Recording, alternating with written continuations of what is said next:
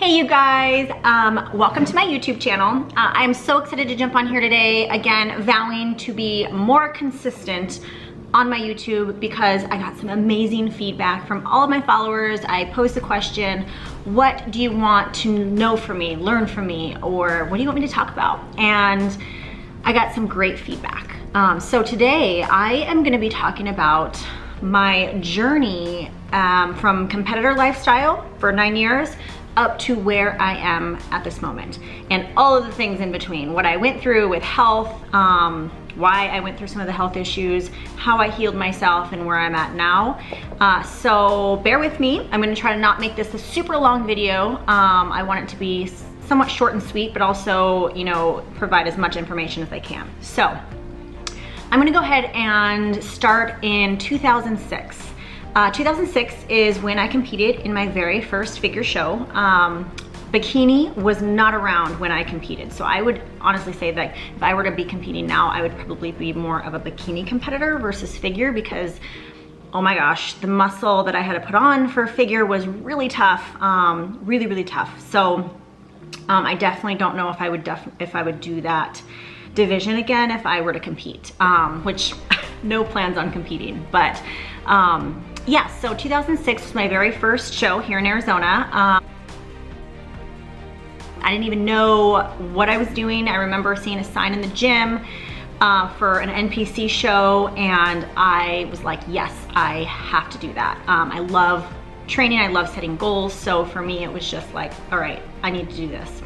So my first experience with it was eye-opening for sure, because I did not diet prior to any of that. I ate healthy, I was a healthy person, but I didn't grow up in a household where we watched calories or carbs or even really put a big emphasis on our bodies.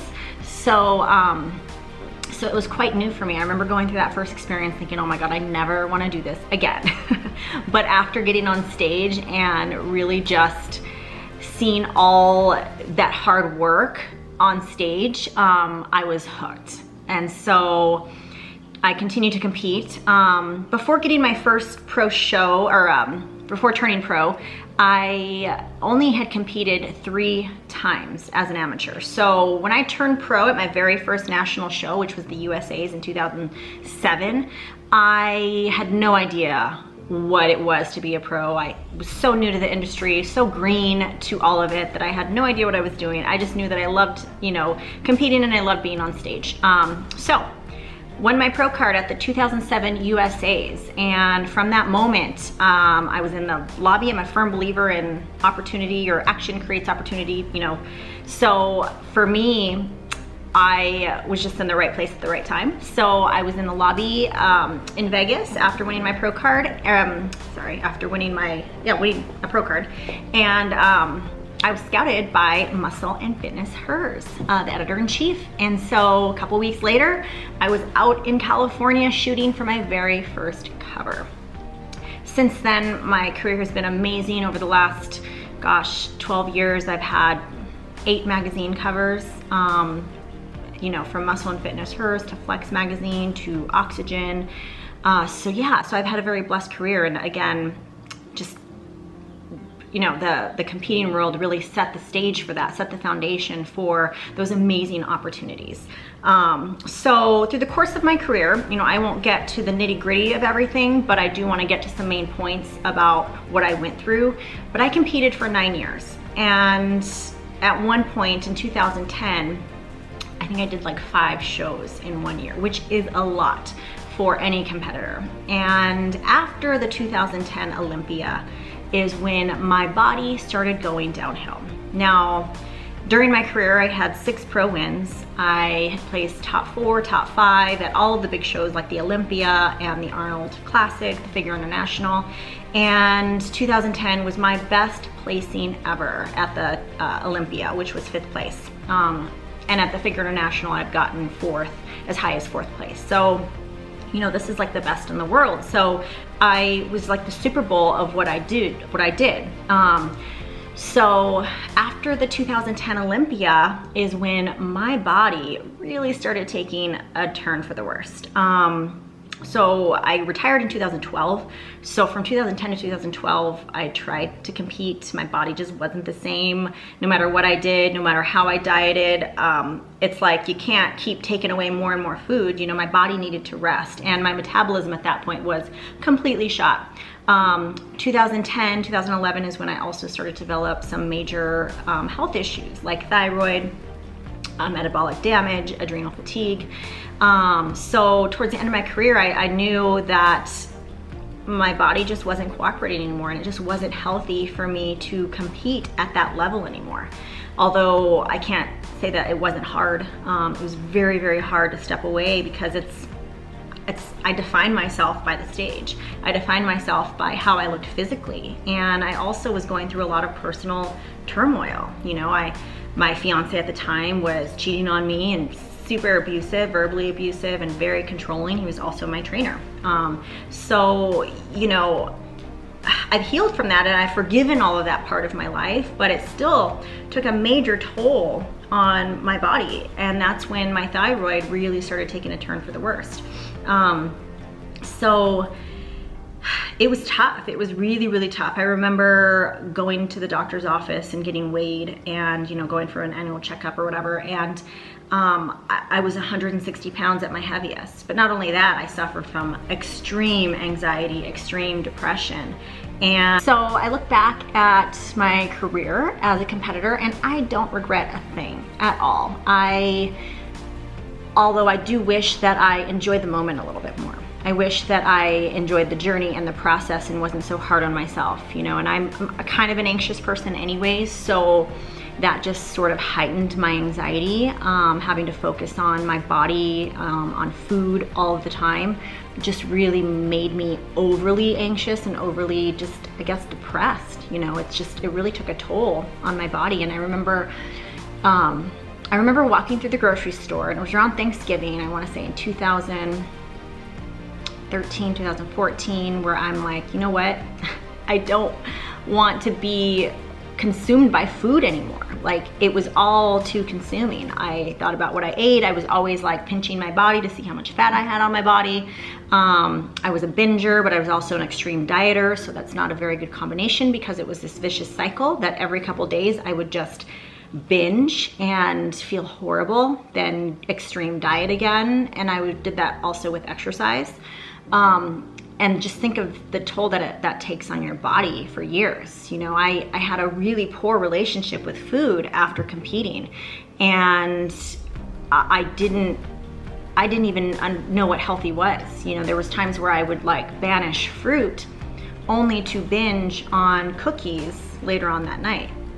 But earlier that day I was like, oh, I can't eat fruit, I can't eat these apples or these, you know, these berries because there's sugar.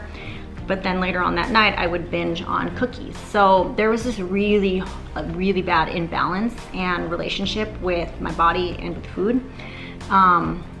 So, you know, the years that I took to heal that, it took so much more than just following a meal plan and getting a workout in. It literally was the mindset. And for me, I had to start seeing a counselor. You know, I'm a firm advocate in talking about things and getting help. I think a lot of people don't ask for help enough, and I knew that I needed help. And so that's when I enlisted a counselor, and I really started working on myself. I also just stopped and took the focus away from my body, even though I so badly wanted to be in shape again, but I wasn't. I was a lot heavier, as you can see from these photos. You know, I was 160 pounds. I had tons of body fat and tons of water weight, and I just did not feel good from the inside. I was on all types of medications. And so, you know, I finally had to let that go and just say, you know what, I am really gonna work on myself internally and also develop a good and healthy relationship with food and with myself. And so I vowed to do that, and I did. Fast forward to now, you know, I'm not on any thyroid medication, and I beg to differ a lot of those people out there who tell me that it's impossible to heal your thyroid. It absolutely is possible. I didn't have Hashimoto's, I didn't have thyroid cancer or anything like that, but I had secondary hypothyroidism, which was brought on by stress, extreme dieting, extreme lifestyle, which is what I was dealing with. So it absolutely can heal. And you know, if your thyroid's a little off or you're feeling, you know, not so good, definitely go to the doctor, get some blood tests and check it out. You know, I think a lot of times we're so afraid to take matters into our own hands, which is a lot of times in these situations what we have to do. And I can't tell you how many times the doctor said, well, you know, your numbers are a little off, but you're fine. Or I was like, no, I'm not fine. I know that something is wrong and that I need to change. So throughout the healing process, I saw a counselor. Number two, I started getting acupuncture and energy treatments. Again, I'm a firm believer in energy and blocks in our body. So when things are off, I also think that the blocks and chakras in our bodies are also off as well. So I started seeing an energy healer, started getting Reiki. I just lived a normal life. So, you know, I ate healthy, but I also didn't track my food or anything like that. I just lived life and focused more on the internal health versus just trying to hit a physical goal. Honestly, with years of that and years of consistency with that, everything started to change with my body, and I slowly started to heal. You know, my numbers got better. But throughout this process, you guys, I was also very proactive about getting blood work and making sure I was seeing my naturopath. And, you know, I really took the time and invested the time in myself and my health to get better. So, you know, I'm 100% free from all medications.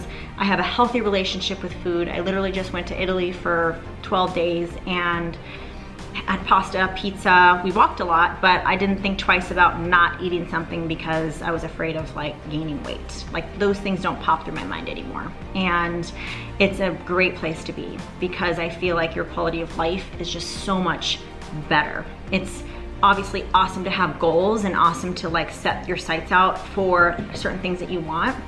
Because yes, I have no desire to be overweight or obese, but I also don't want to live by a food scale. So, you know, you have to find that middle ground. And I believe that that middle ground is out there for all of you because I've been able to find it and I've helped many people find that as well. But it really has to come from within and come from with you and really vouch to make that decision and check your thoughts and be mindful.